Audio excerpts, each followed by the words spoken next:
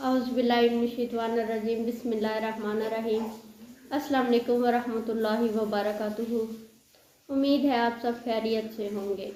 आज की हदीस मुबारक हज़रत अबू हुरैरा से रवायत है कि रसूल सल्लल्लाहु अलैहि वसल्लम ने फरमाया, 3 चीज़ें नजात देने वाली हैं और 3 चीज़ें हलाक करने वाली हैं।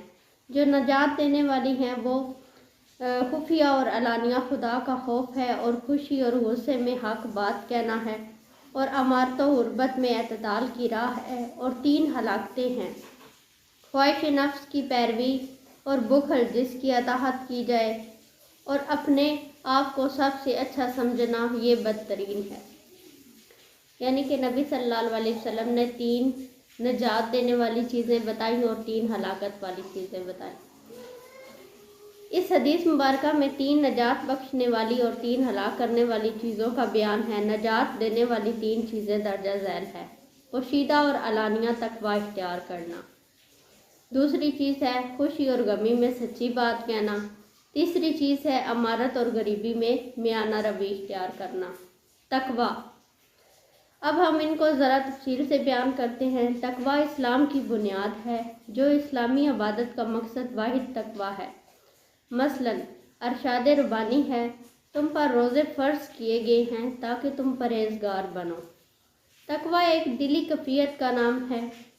बकौल सैयद सुलेमान नदवी रहमतुल्लाह अलैह, ये दिल की इस कफ़ियत का नाम है जो अल्लाह ताला के हमेशा हाज़िर व नाज़र होने का यकीन पैदा करके दिल में खैर और शर की तमीज़ और खैर की रग़बत और शर से नफ़रत पैदा करती है। मौलाना मूदी रहमतुल्लाह अलैह इसे बेदारी ज़मीर का नाम देते हैं।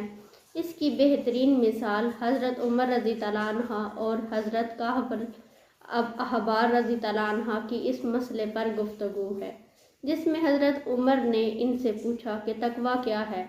हज़रत काब रज़ी तआला अन्हु ने जवाब दिया, आप कभी खारदार रास्ते पर चले हैं? हज़रत उमर ने जवाब दिया, कई बार। फिर हज़रत काब रज़ी तआला अन्हु ने पूछा, आप कैसे गुज़रते हैं? हज़रत उमर रज़ी तआला अन्हु ने जवाब दिया, मैं अपने कपड़े समेट कर चलता हूँ। हज़रत काब ने जवाब दिया, यही तकवा है। यानी कि अल्लाह ताला जो है वो मत्की लोगों को पसंद करते हैं, जो दिल में खुदा का खौफ रखे और एहतियात करे, गुनाहों से बचने की कोशिश करे। आगे दूसरी बात जो है खुशी और गमी में सच्ची बात कहना। इंसान गम और खुशी की कैफियत से गुज़रता रहता है, लेकिन कभी वो बहुत ज़्यादा खुश होता है तो वो राह हक़ को छोड़ देता है और कभी गम में राह एतदाल छोड़ देता है। मसलन फ़िरौन इक़्तिदार की वजह से अंधा हो गया और इसने खुदाई का दावा कर दिया। इसने कहा कि मैं तुम्हारा रब हूँ। बिला आखिर गर्क हुआ। हमें खुशी में ख्वाह औलाद की सूरत में हो या इक़्तिदार दौलत की सूरत में ज़ुबान से सच्ची बात कहनी चाहिए, ख्वाह वो खुद अपने ही खिलाफ क्यों न हो। इसके अलावा गम में इंसान खुदा को भूल जाता है और ज़ुबान से ऐसे कलमात निकालता है जिससे मायूसी का इज़हार होता है। मसलन अगर दौलत की कमी की वजह से गमगीन हो तो दौलत के लिए झूठ, रिश्वत और हराम खोरी करता है, और अगर औलाद की वजह से गमी में मुब्तला हो तो खुदा की नाशुक्री करता है। अगर इक़्तिदार छिन जाने का या ना मिलने का गम हो तो झूठ से काम लेकर हर हरबा बरतने के लिए तैयार हो जाता है।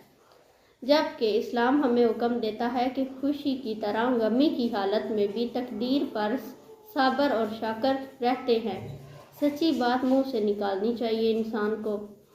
आगे जो तीसरी चीज़ है वो है अमारत व गुर्बत में मियाना रवि।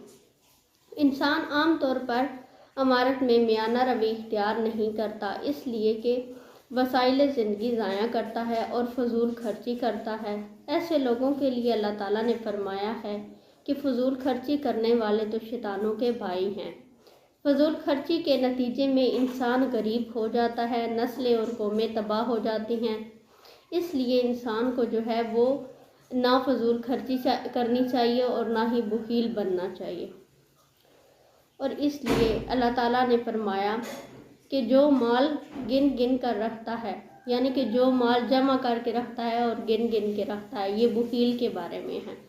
इस तरह गुर्बत में भी बाज़ लोग خرچ میں میانہ روی اختیار نہیں کرتے، یا تو فضول خرچی کر کے غربت میں اضافہ کر لیتے ہیں یا پھر کم خرچ کر کے بخیل بن جاتے ہیں۔ امارت اور غربت میں انسان کو سمجھایا گیا ہے کہ اعتدال اختیار کرے۔ اس لیے نبی صلی اللہ علیہ وسلم نے فرمایا کہ غریب نہیں ہوتا جو میانہ روی اختیار کرتا ہے۔